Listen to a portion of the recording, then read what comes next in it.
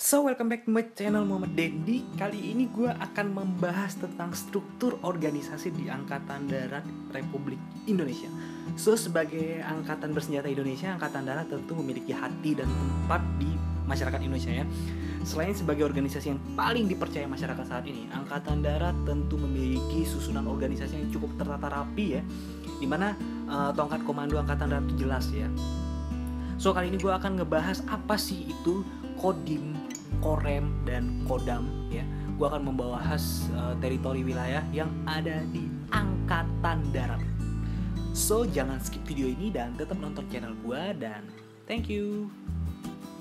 So kita akan mulai dari tingkat paling kecil atau itu ya Pak, yang paling bawah, yaitu adalah Koramil atau Komando Rayon Militer.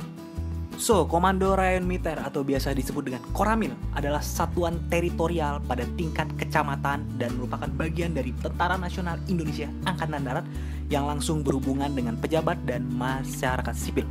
Kalau di kepolisian ini bisa disebut dengan setara dengan Polsek atau kepolisian sektor. Koramil berada di bawah kendali dari Komando Distrik Militer.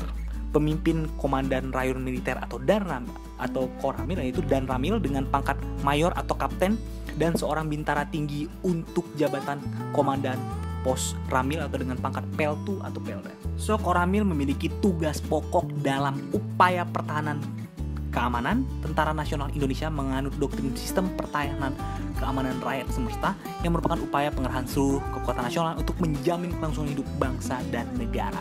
So jadi Koramil ini bertindak di kecamatan. So kita naik ke satu tingkat lagi, yaitu Komando Distrik Militer atau Kodim. Komando Distrik Militer atau disingkat Kodim adalah komando pembinaan dan operasional kewilayahan yang masih di bawah Tentara Nasional Indonesia Angkatan Darat yang di bawah dari Komando Rayon Militer atau Korem. Kodim membawahi beberapa Koramil atau Komando Rayon Militer. Di beberapa Kodam, Kodim beroperasi di wilayah tingkat 2, baik kota maupun kabupaten. Kodim dipimpin oleh seorang komandan yang biasa disebut Dandim ya, komandan Kodim yang berpangkat Letnan Kolonel, dan sedangkan untuk jabatan kolonel itu untuk Kodim tipe A dan Kodim berdiri sendiri ya. Kodim tipe A itu Kodim yang langsung tunduk kepada Komando Daerah Militer, bukan kepada Korem. Jadi itu kalau yang Kodim berdiri sendiri itu pangkat komandannya itu kolonel. Jadi jika kita ibaratkan dengan struktur kepolisian, Kodim ini setingkat dengan Polres ya, atau Polres atau Polisi Resor. So kita ke satu tingkat lebih tinggi lagi, yaitu Komando Resor Militer atau yang dikenal dengan sebutan Korem. Adalah komando pembinaan dan operasional kewilayahan TNI Angkatan Darat yang langsung di bawah Kodam.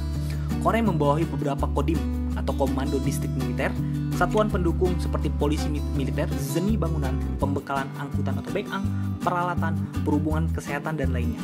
Bahkan ada Korem yang memiliki yonif teritorial sendiri, seperti Korem 072 Pamungkas mempunyai yonif 403 Wirasada Pratista sebagai yonif teritorial.